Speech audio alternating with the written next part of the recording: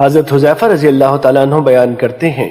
رسول اللہ صلی اللہ علیہ وسلم ہمیں خطاب فرمانے کے لیے ایک جگہ کھڑے ہوئے تو آپ نے اس وقت سے لے کر قیامت تک ہونے والے تمام واقعات بیان فرمائے۔ یاد رکھنے والوں نے اسے یاد رکھا اور بھولنے والے نے اسے بھلا دیا، اور میرے ساتھی اس سے خوب آگاہ ہیں، اور ان مذکورہ چیزوں میں سے جب وہ چیز رونما ہوتی ہے جسے میں بھول چکا تھا تو اسے دیکھ کر میری یاد تازہ ہو جاتی ہے، جس طرح آدمی کسی غائب ہو جانے والے آدمی کے چہرے کو یاد کرتا ہے، پھر جب وہ اسے دیکھتا ہے تو وہ اسے پہچان لیتا ہے۔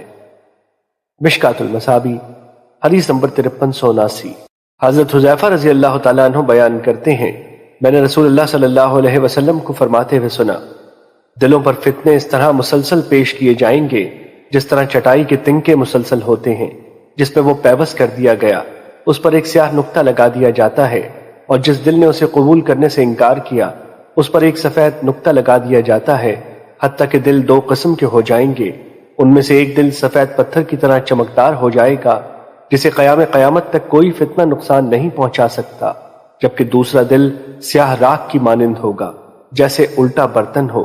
وہ نہ تو نیکی کو پہچانتا ہے اور نہ برائی کو، وہ صرف وہی جانتا ہے جو اس کی خواہشات سے اس میں پیوست کر دیا جائے۔ مشکات المصابیح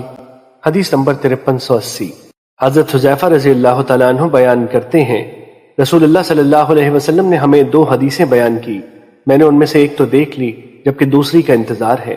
آپ نے ہمیں حدیث بیان کی کہ امانت یعنی ایمانداری آدمیوں کے دلوں کی جڑ یعنی فطرت میں اتری،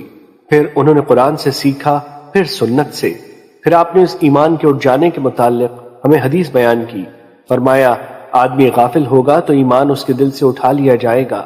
اس کا نشان نقطے کی طرح رہ جائے گا، پھر وہ دوبارہ غافل ہوگا تو اس ایمان کو اٹھا لیا جائے گا تو آبلے کی طرح اس پر نشان رہ جائے گا، جیسے تو نے اپنے پاؤں پر انگارہ لڑکایا ہو، وہ آبلہ بن جائے اور تو اسے پھولا ہوا دیکھے حالانکہ اس میں کوئی چیز نہیں، اور لوگ صبح کریں گے اور کوئی ایک بھی امانت ادا نہیں کرے گا، کہا جائے گا کہ فلاں قبیلے میں ایک امانت دار شخص ہے، اور کسی اور آدمی کے متعلق کہا جائے گا کہ وہ کس قدر عقل مند ہے، اس کا کتنا ظرف ہے اور وہ کس قدر برداشت والا ہے، حالانکہ اس کے دل میں رائی کے دانے کے برابر بھی ایمان نہیں ہوگا۔ مشکات المصابیح حدیث نمبر 5381۔